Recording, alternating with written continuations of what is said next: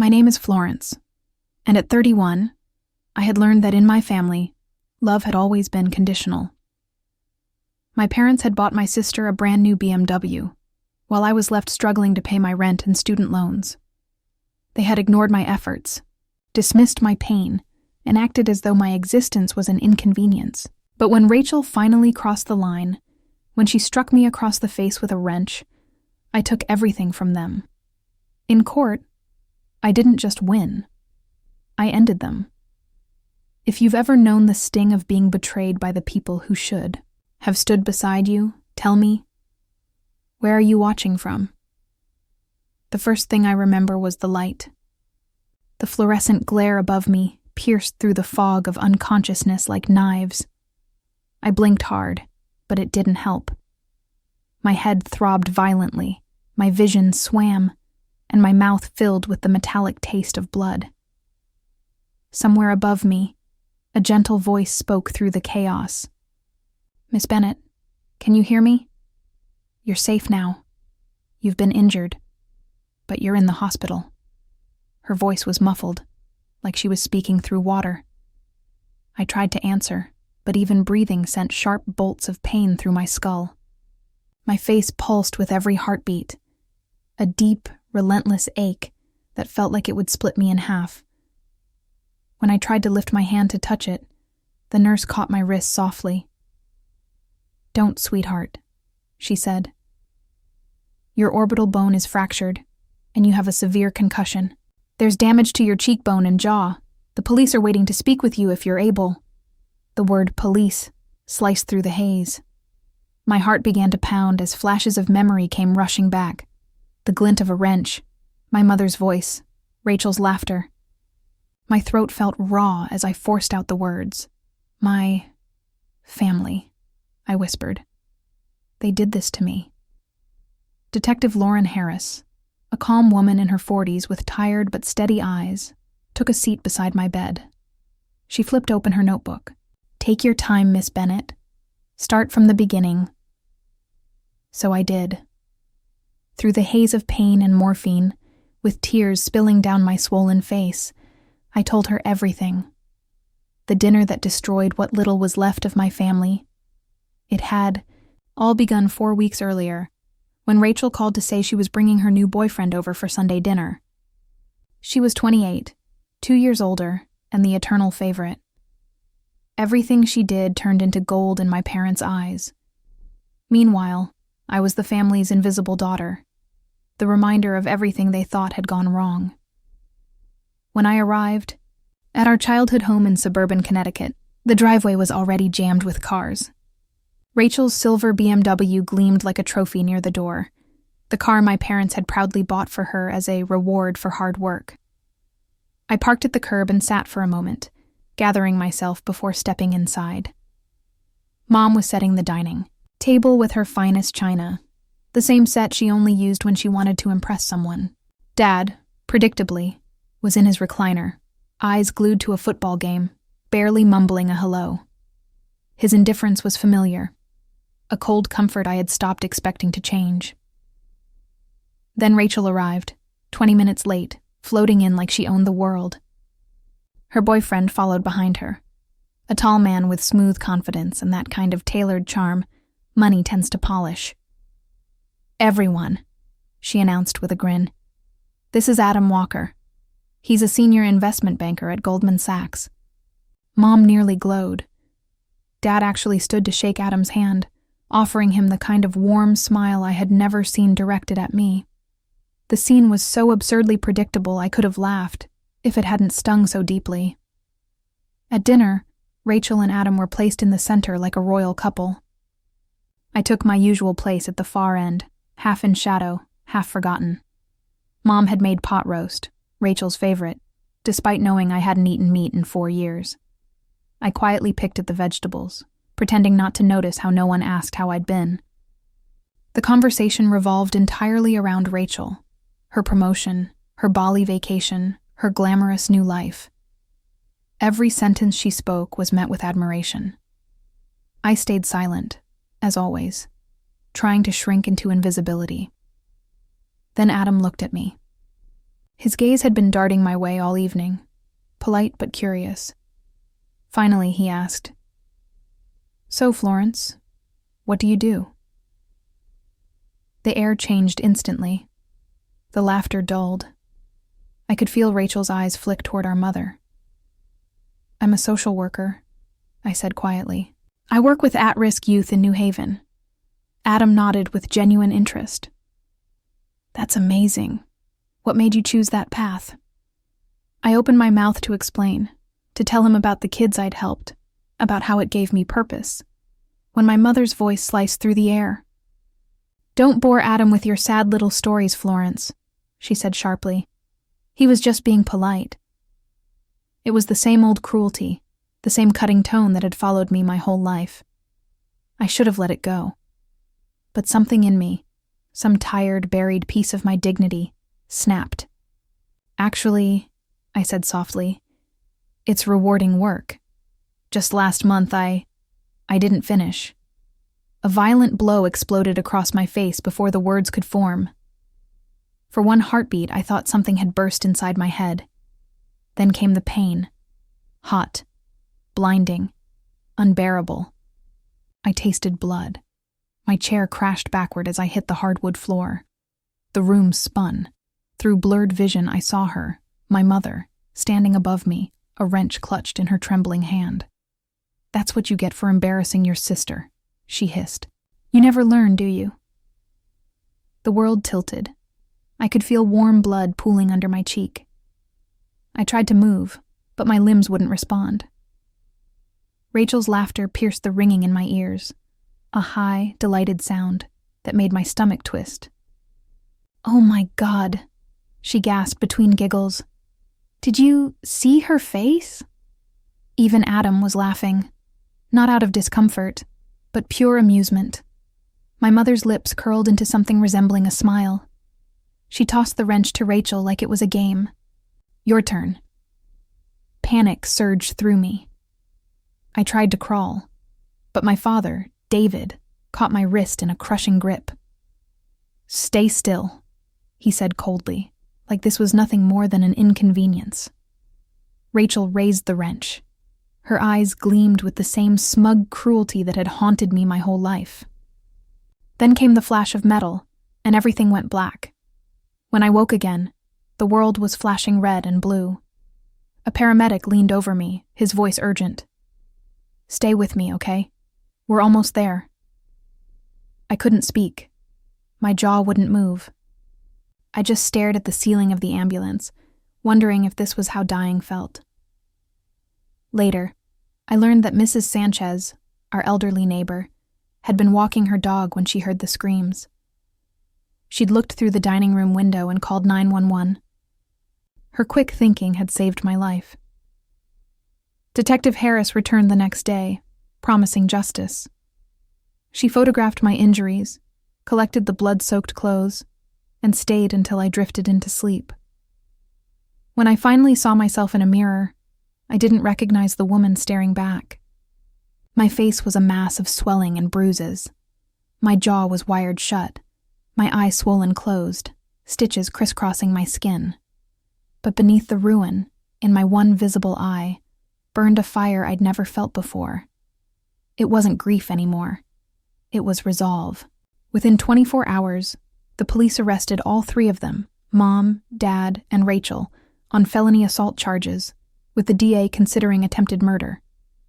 Adam was brought in for questioning as a witness, though his laughter still echoed in my mind. As I lay in that hospital bed, surrounded by detectives and attorneys, something inside me hardened. They had spent my entire life treating me as less than nothing. But this time, I wasn't the victim. I was the reckoning. My lawyer, Michael.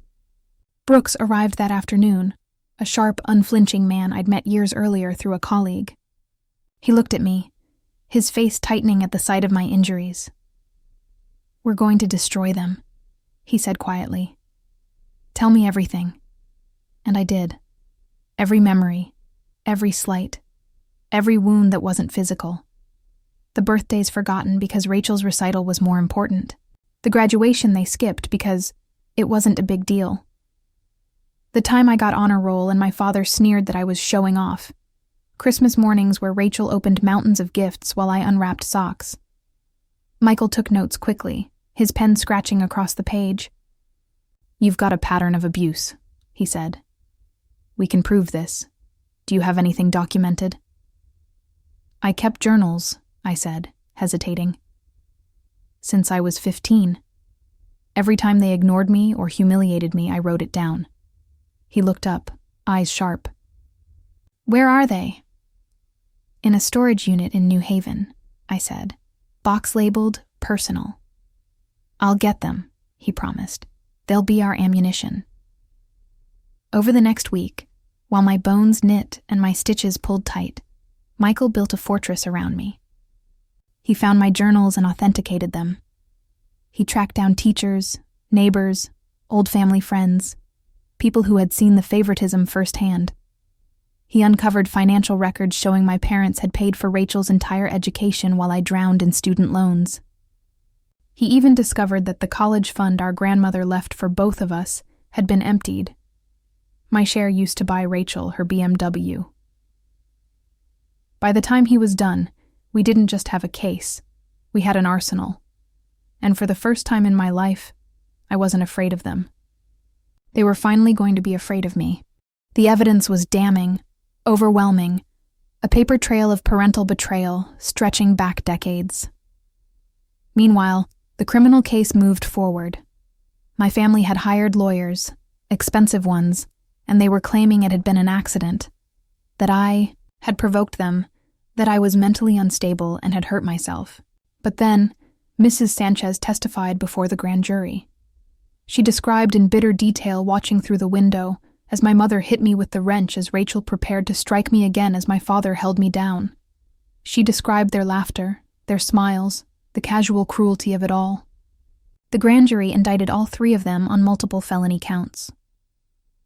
Adam was charged as an accessory after the fact for not calling 911 and for attempting to help them create a cover story.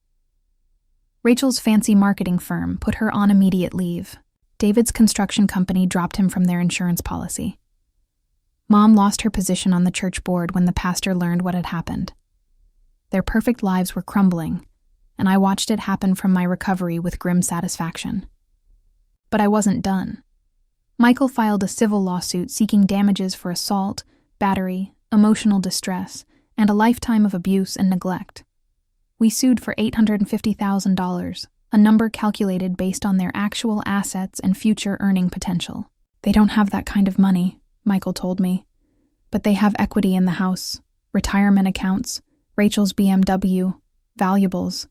We'll take everything." The depositions were brutal.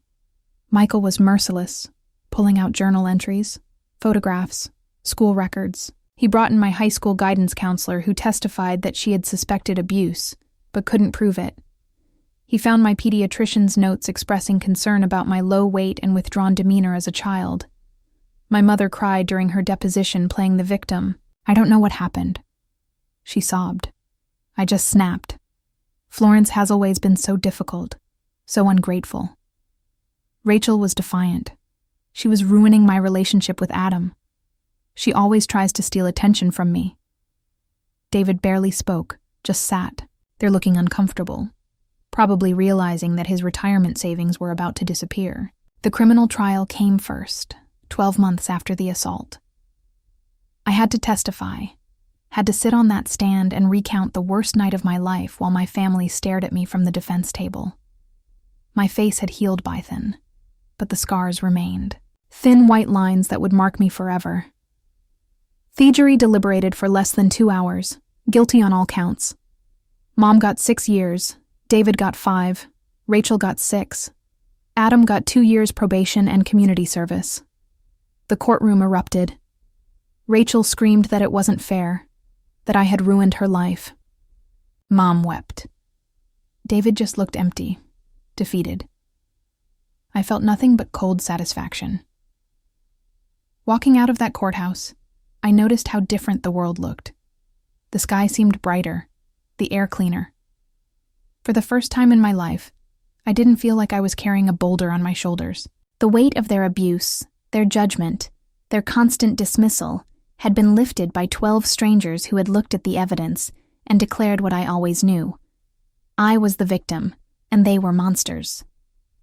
The media picked up the story within days. Local news stations ran segments about the House of Horrors in suburban Connecticut.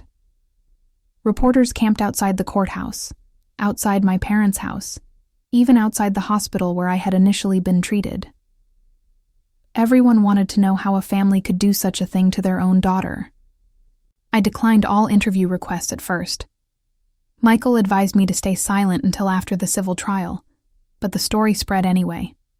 Someone leaked my journals to the press, and suddenly excerpts were being published in newspapers across the state. People read my 15-year-old self's desperate attempts to understand why my parents loved Rachel, but barely tolerated me. They read about the Christmas morning when I was 17, and found an empty box under the tree with my name on it, while Rachel opened a new laptop. The public outrage was immediate and intense. Social media exploded with hashtags. Strangers sent me messages of support, sharing their own stories of family abuse and neglect. Some people recognized me on the street and approached to tell me how brave I was. It was overwhelming and strange, and somehow validating in a way I never expected. But not everyone was sympathetic. Rachel's friends started a social media campaign claiming I was lying, that I had always been jealous of her, that I had somehow orchestrated the whole thing to destroy their perfect family. They posted old photos of family gatherings where I appeared to be smiling, as if a smile in a photograph negated years of systematic abuse. One of Rachel's sorority sisters, a woman named Bethany, went on a local radio show and called me a manipulator. Florence was always weird, she said, always playing the victim. Rachel told me years ago that Florence made up stories for attention. I listened to that interview in my lawyer's office. My hands clenched so tight, my knuckles went white. Michael watched me carefully, probably worried I might do something rash. "Let me handle this," he said. "I'll send a cease and desist letter. If she continues, we'll add her to the civil suit for defamation." But something shifted in me during that interview. I realized that staying silent was no longer an option. People needed to hear my side directly in my own words, not filtered through journalists or court transcripts. I called a press conference for the following week. Michael tried to talk me out of it, worried that anything I said could be used against me somehow. But I was done hiding. I had spent 25 years making myself invisible to keep peace in a family that hated me. Never again. The press conference was held at a community center in New Haven. I wore a simple navy dress and minimal makeup.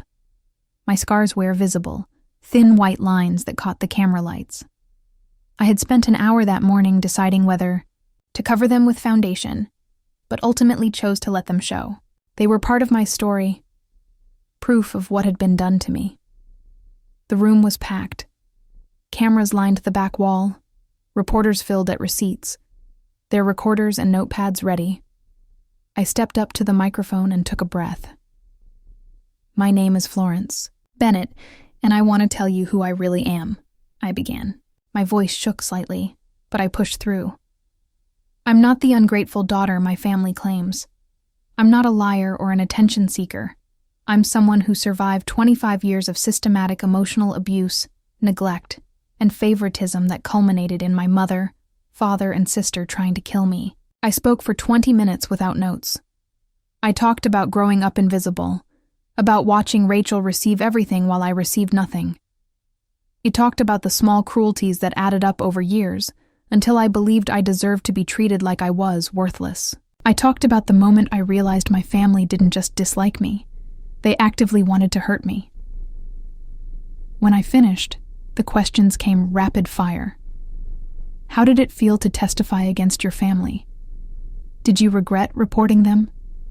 What did you want people to know? I want people to know that family abuse is real and insidious. I say it's not always visible bruises. Sometimes it's being systematically erased, being made to feel like your existence is an inconvenience. And I want other people who are experiencing this to know that it's not your fault and you deserve better. The press conference went viral. Within 24 hours, the video had been viewed over 2.5 million times. Major news networks picked it up. I was invited on national talk shows, though I declined most of them. The story became bigger than just my family. It became a conversation about covert abuse and the way some children are scapegoated by their own parents. My phone rang constantly. Old acquaintances I hadn't spoken to in years reached out, many of them apologizing for not noticing what was happening, for not intervening. But the most surprising call came from Adam Walker's wife, Rebecca. She reached out through my lawyer's office asking if I would be willing to speak with her. We met at a coffee shop in Manhattan, neutral territory. Rebecca was elegant and composed, her wedding ring conspicuously absent. She was beautiful in a refined way, with dark hair and intelligent eyes that had clearly seen too much. "I need you to know I had no idea," she said immediately, "about Adam and your sister, about any of it. I thought he was working late all those nights. I'm not sure why you wanted to meet," I said carefully. "I don't know anything about your marriage or Adam beyond what happened that night." Rebecca wrapped her hands around her coffee cup. "I wanted to meet you because I'm divorcing him, and I need to understand who I was married to. A man who could watch what your family did to you and laugh about it.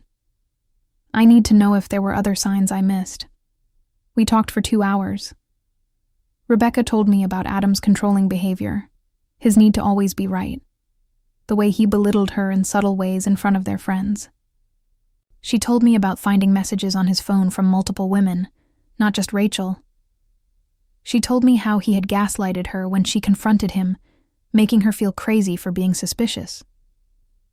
"Your courage in pressing charges helped me find my own," she said. "I saw you at the trial testifying about what they did, and I realized I didn't have to stay with someone who scared me." We exchanged numbers and stayed in touch. Rebecca became one of my first clients when I eventually opened my law practice. I helped her navigate her divorce and fight for full custody of her children. Adam fought it, of course, but his criminal record made things easier. No judge wanted to give custody to a man who had stood by while someone was beaten unconscious. The civil trial preparation consumed the next several weeks. Michael and his team worked around the clock building our case. They interviewed everyone from my childhood, teachers, neighbors, my pediatrician, even the parents of friends I had played with in elementary school. Mrs. Henderson, who lived 4 doors down from my parents, testified that she used to see me sitting alone in the backyard for hours while Rachel's friends came and went. "I always thought it was odd," she said. "Florence was such a sweet child, but she always seemed so sad. I asked her mother about it once and she brushed me off, said Florence preferred to be alone." My second-grade teacher, Mrs. Patterson, now retired, came forward with records she had kept. "I documented concerns about Florence every year I taught her," she explained. "She came to school without lunch regularly.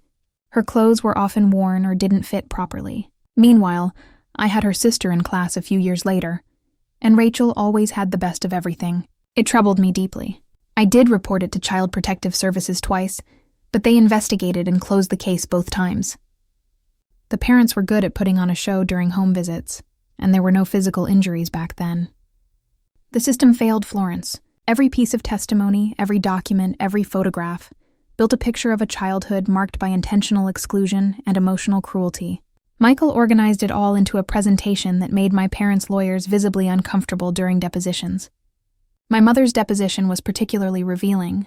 Michael had a gift for asking questions that seemed innocent, but backed the witness into corners. "Mrs. Bennett, can you tell me why Florence's bedroom was significantly smaller than Rachel's?" Rachel was older. She needed more space. But when Rachel moved out for college, did you give Florence the larger room? A pause. "No, we converted it to a craft room." "So, you chose to make a craft room rather than give your younger daughter more space." "Florence never asked for it." "Did Florence ever ask for anything that you gave her?" Another pause, longer this time. She knew money was tight. But money wasn't tight for Rachel's Sweet 16 party, was it? "I have receipts here showing you spent over $10,000 on that event. Did Florence have a Sweet 16 party?" "Florence said she didn't want one." "Do you have any evidence of her saying that?" Silence. Michael pulled out one of my journals already entered into evidence. "Your Honor, I'd like to read from Florence's diary entry dated 2 weeks before her 16th birthday. Rachel's Sweet 16 is in 4 months, and Mom has been planning it for half a year already. I asked if I could maybe have a small party for my birthday with just a few friends from school. And Mom looked at me like I had asked for $1 million. She said, "We'll see," which is what she always says when the answer is no. I don't know why I even asked. I should know better by now. My mother's face had gone pale. Her lawyer objected, but the damage was done. They tried every legal maneuver to reduce the damages we were seeking. Their lawyers argued that monetary compensation couldn't undo the past, that my family didn't have the resources to pay such a large sum, that I was being vindictive rather than seeking justice. Michael's response was methodical and brutal. The defendants had resources to fund Rachel's college education, purchase her a luxury vehicle, and provide her with every advantage. They chose to exclude Florence from these benefits despite having equal responsibility to both children. This wasn't poverty. It was intentional deprivation. We've calculated their total assets, including home equity of approximately $225,000, combined retirement funds of $375,000, and additional assets. They have Themians to pay. He brought in economic experts who calculated the value of what I should have received growing up. My share of the college fund, the monetary equivalent of the gifts Rachel received that I didn't. Even the value of parental attention and emotional support. Dr. Reynolds. In your professional opinion as a child psychologist, what impact does systematic parental favoritism have on the disfavored child? Dr. Reynolds, a respected expert who had reviewed my case files, adjusted her glasses. The research is clear. Children who are systematically favored over their siblings develop entitlement and narcissistic tendencies, but the scapegoated child often develops complex PTSD, depression, anxiety, and a deeply damaged sense of self-worth. Florence's journals show classic symptoms of this dynamic. She internalized her parents' treatment as evidence of her own unworthiness rather than recognizing their abuse. Can this damage be quantified in monetary terms? The lifetime cost of therapy needed to address this level of trauma can easily reach 6 figures. Additionally, scapegoated children often struggle professionally and personally due to damaged self-esteem, which affects earning potential and relationship stability. The ripple effects are enormous. The defense tried to argue that I seemed fine, that I had a job and an apartment, that I was functional. Michael countered by having my therapist testify about the severe anxiety and depression I had battled since adolescence, the eating disorder I had developed at 16, the self-harm I had engaged in at 18. Florence learned to hide her pain because expressing it was dangerous in her family. My therapist explained she became an expert at appearing fine, while internally she was falling apart. That's not resilience, that's survival. During a break in the proceedings, I went to the courthouse bathroom and locked myself in a stall. The weight of having my entire childhood dissected in public was crushing. Every painful memory was being dragged into the light, examined, catalogued as evidence. It was necessary, but it was also excruciating. I heard the bathroom door open and 2 women entered, their voices echoing off the tile. Can you believe this case? Who does that to their own kid? I know. And the sister is even worse somehow. At least the parents are old and set in their ways. But the sister is young. She knew better. Did you see the mother's face when they showed those journal entries? She looked like she wanted to disappear. Good. She should be ashamed. They left, never knowing I was there, never knowing their casual validation meant more to me than they could imagine. For so long I had wondered if maybe I was the problem. Maybe I was too sensitive, too needy, too much. Hearing strangers recognize the abuse without prompting helped silence that cruel voice in my head. The civil trial lasted 4 weeks. The jury heard from dozens of witnesses, reviewed hundreds of pages of documents, and saw photos of me at various ages, always on the periphery of family photos, always slightly out of focus, as if even the camera couldn't quite see me. The closing arguments were theatrical. My parents' lawyer painted me as vengeful and money-hungry, someone who couldn't accept that her sister was more successful and took it out on her family. Michael's closing was quieter, but infinitely more powerful. He showed the jury a photo of me at age 8, sitting alone at a birthday party while Rachel opened presents. "This is Florence on her own birthday," he said. Rachel had just opened a gift that was supposed to be for Florence. Look at her face. Does this look like jealousy, or does this look like a child who has already learned that she doesn't matter? He walked them through my entire childhood, year by year, instance by instance. He showed them the pattern, the systematic exclusion, the casual cruelty. "The defendants want you to believe this is about sibling rivalry," he said. "But this isn't rivalry. Rivalry implies competition. Florence was never allowed to compete. She was simply erased. The jury deliberated for 7 hours. When they returned, the forewoman looked directly at me as she read the verdict. Guilty on all counts.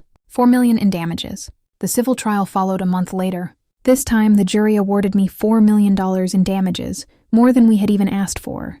The judge called the abuse I had endured systematic and unconscionable, and praised my resilience. To collect the judgment, the court ordered the sale of my parents' house, the liquidation of their retirement accounts, the seizure of Rachel's BMW and her savings, everything they had worked for gone. But money wasn't enough. I wanted them to understand what it felt like to be erased, to be nothing. The execution of the judgment was handled by the court-appointed receiver, a no-nonsense woman named Margaret Hoffman, who had been doing this work for 30 years. She was efficient and merciless, which suited me perfectly. I was allowed to be present when they inventoried my parents' house for sale. I had Michael come with me for legal protection, but also for moral support. Walking back into that house for the first time since the assault felt surreal. The dining room had been cleaned, of course. No trace of my blood remained on the hardwood floors, but I could still see it in my mind. Could still feel the impact of the wrench. Could still hear their laughter. The headaches from the traumatic brain injury I'd sustained made the memories even sharper somehow, like my damaged brain had crystallized that moment in perfect, terrible clarity. The neurologist had warned me the migraines and occasional memory lapses might be permanent. Margaret's team moved through the house, cataloging everything of value. Mom's china, the set she had used for Rachel's dinner with Adam, was packed into boxes. Dad's tools, including wrenches, were inventoried and tagged. Rachel's childhood trophies were left behind. They had no resale value. I found myself in my old bedroom. It was exactly as I had left it years ago when I moved out. A twin bed with a faded comforter, a small desk, walls painted a dingy beige. Through the wall, I could hear Margaret's team in Rachel's room, which had been twice this size with an attached bathroom. On impulse, I opened the closet. A few old clothes still hung there, things I hadn't bothered taking. But in the back, behind a box of old textbooks, I found something that made my breath catch. A small wooden box, the kind that might hold jewelry. I pulled it out and opened it carefully.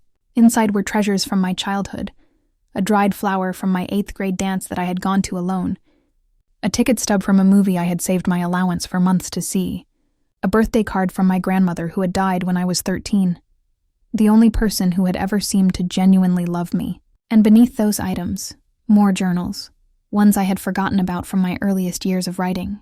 I flipped one open and saw me 11-year-old handwriting. Today was Rachel's birthday party. Mom said I could help serve cake. I said maybe I could have a party too when it's my birthday. Mom said, "We'll see." She always says, "We'll see." I took the box. Margaret noticed, but said nothing. These were my possessions after all. The court order allowed me to reclaim anything that was rightfully mine. As we left, neighbors watched from their windows and yards. Some looked away when I made eye contact. Others stared openly. I wondered how many had known, had suspected, and said nothing. Mrs. Sanchez was there, though, standing on her porch. She gave me a small nod and I nodded back.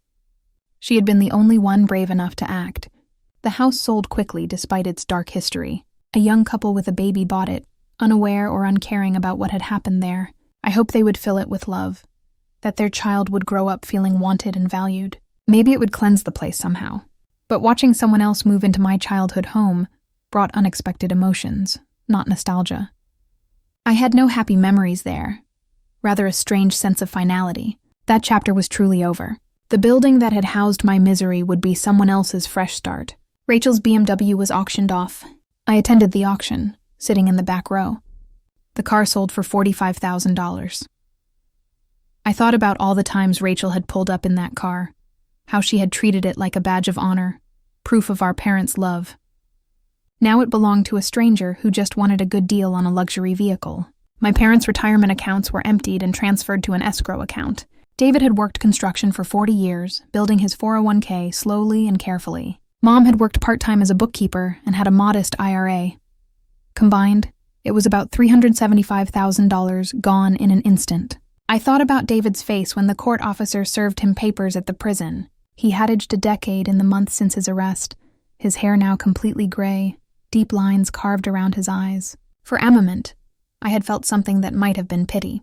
Then I remembered his hand clamped around my wrist, holding me still while Rachel prepared to hit me again, and the feeling evaporated.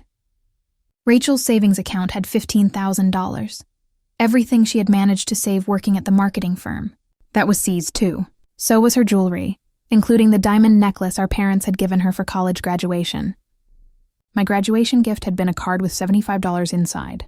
But the most satisfying part was the social destruction.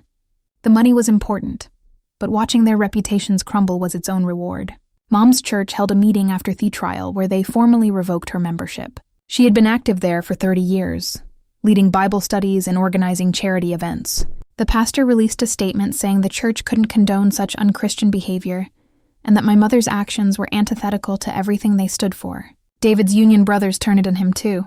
Construction workers have their own code, and attacking your own kid violated something fundamental. His former co-workers gave interviews saying they were disgusted that they would have never worked alongside him if they had known what he was capable of. Rachel's college sorority issued a statement disavowing her. They removed her name from their alumni directory and returned a donation she had made the previous year. Her former sorority sisters gave interviews calling her a monster, though I remembered that many of them had been part of the social media campaign defending her. Apparently, principals were flexible when public opinion shifted.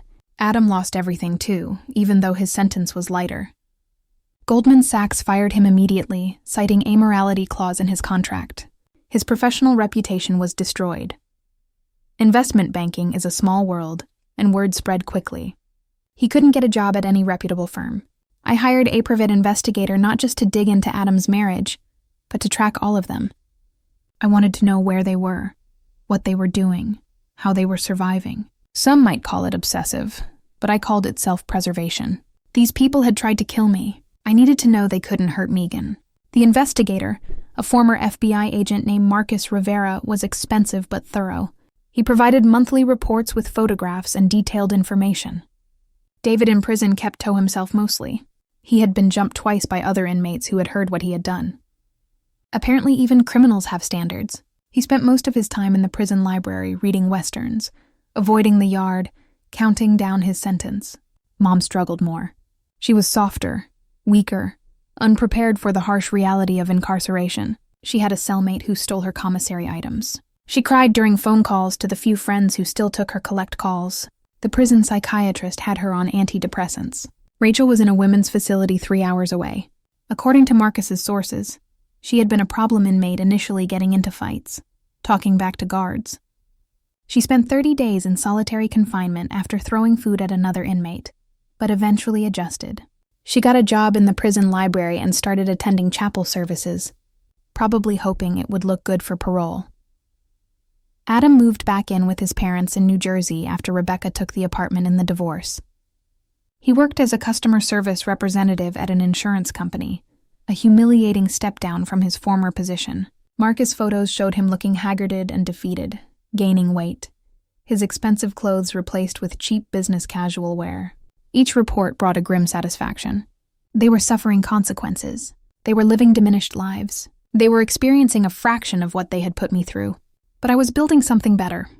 With the settlement money, I did several things. First, I paid off my student loans in full, nearly $90,000 that had been hanging over me since graduation. The freedom of being debt-free was intoxicating. Then I bought myself a condo in downtown New Haven, a beautiful 2-bedroom with exposed brick and huge windows. I furnished it carefully, choosing each piece intentionally. Everything was mine, chosen by me, reflecting my taste. It was the first space I had ever inhabited that felt truly like home. I also invested a significant portion, working with a financial advisor to build long-term security. Growing up with nothing had taught me the value of stability. I never wanted to be vulnerable again. The Florence Bennett Foundation became my passion project. I worked with nonprofit consultants to structure it properly, hired staff, developed programs. We provided legal support to victims of family violence, funded therapy for survivors, and created a shelter specifically for young adults estranged from abusive families. Our first client was a 19-year-old named Sophie, whose parents had kicked her out for being gay. She had been sleeping in her car for 4 weeks when she found us. We got her into the shelter, helped her apply for financial aid for college, connected her with a therapist who specialized in family rejection. 7 months later, Sophie stood in my office with tears in her eyes. "You saved my life," she said. "I don't know where I would be without this place." I hugged her and thought about my younger self, desperate and alone with nowhere to turn. "You saved yourself," it told her. "We just gave you the tools." The foundation grew quickly. Donations poured in after the media coverage of Mystery. We expanded from 1 shelter to 3 within the first year. We hired more staff, developed more programs. Every person we helped felt like a small victory against everything my family had done to me. But law school was the real turning point. I applied on a whim, not really expecting to get in. My undergraduate grades had been good, but not exceptional. Dragged down by semesters where depression made it hard to function. My LSAT score was strong, though. Apparently, years of analyzing why my family hated me had made me good at logical reasoning. Yale Law School accepted me. Yale, one of the top law schools in the country. I stared at the acceptance letter for 12 minutes, convinced it was a mistake. My first day of orientation, I felt like an imposter. Everyone else seemed so confident, so polished, so sure they belonged there. I kept waiting for someone to realize I didn't fit, that I was just the unwanted daughter of convicted felons who had gotten lucky. But then we started classes and something clicked. The law made sense to me in a way nothing else ever had. It was logical, structured, grounded in precedent and reason. There were rules, and when people broke those rules, there were consequences. Unlike me family, where cruelty had been arbitrary and unpredictable, the law was consistent. I excelled. Professor Martinson, who taught criminal law, pulled me aside after class one day. "Have you considered prosecution? You have a talent for this." "Actually, I'm thinking about family law," I said. "Domestic violence, child welfare, custody disputes." She studied me for armament. "Because of your case, everyone at Yale knew who I was." My story had been national news. Some students treated me differently because of it, either avoiding me or treating me with excessive pity. But Professor Martinson just nodded like I had given the correct answer to a legal question. "Good," she said. "We need lawyers who understand what they're fighting for." I graduated second in my class. The valedictorian was a brilliant guy named Thomas, who was heading to clerk for a Supreme Court justice. I was happy with second place. It proved I belonged there on merit, not sympathy. I passed the bar exam on my first try and opened my practice 6 months later. Bennett Legal Services, specializing in family law and domestic violence cases. I rented a small office space, hired 2 associates fresh out of law school, and took on clients who couldn't afford the big firms. My first major case was representing a woman named Diana, whose husband had been abusing her for 13 years. She had 3 kids and no job, completely financially dependent on her abuser. She came to me with a black eye and a desperate hope that I could help her escape. We got her an emergency restraining order, then built a case for full custody and spousal support. Her husband's lawyer was slick and expensive, painting Diana's unstable and manipulative. But I knew those tactics. I had seen them used against me. We won. Diana got custody, support, and protection. Her ex-husband got supervised visitation only. When the judge read the verdict, Diana grabbed my hand and squeezed it so hard it hurt. "Thank you," she whispered. "Thank you for believing me." "Always," I said. "I'll always believe survivors." The practice grew steadily. Word spread that I was good, that I cared, that I understood what my clients were experiencing in a way other lawyers didn't. Within 3 years, I had expanded to a staff of 17, including 5 attorneys, several paralegals, and support staff. We took on cases the big firms wouldn't touch. Poor clients, complicated situations. People the system had failed repeatedly, and we won more often than we lost. I hired a private investigator and had him dig into Rachel's relationship with Adam. Turns out Adam had a wife and 2 kids in Manhattan that Rachel never knew about. I made sure she found out anonymously, of course, right before she reported to prison. I used some of the settlement money to establish a foundation for victims of family violence, naming it after myself. The Florence Bennett Foundation became well known in Connecticut, and every article about it mentioned what my family had done to me. Their names were forever linked to child abuse and attempted murder in Google searches. I attended the first few parole hearings, giving victim impact statements describing the ongoing effects of their abuse. Each time parole was denied, but after the 3rd hearing, I stopped going. They no longer had power over me, and I refused to let them take up any more of my time. Rachel eventually was released after serving her full 6-year sentence with time off for good behavior in the last year. Mom never made it to a parole hearing. Years passed. My scars faded but never disappeared completely. The migraines from my TBI came and went, usually triggered by stress. I went to therapy, lots of therapy, and slowly rebuilt myself. I changed careers using part of the settlement to go back to school for a law degree. I graduated top of my class and opened my own practice representing victims of domestic violence and family abuse. Mom died in prison of a heart attack when she was 62, about 4 years into her sentence. I didn't attend any service. David was released after serving his full sentence and moved to Arizona, where he lived alone in a trailer park. Rachel got out after serving her full 6-year sentence. She tried to contact me once, a letter claiming she had found God and wanted to apologize. I burned the letter without reading past the first.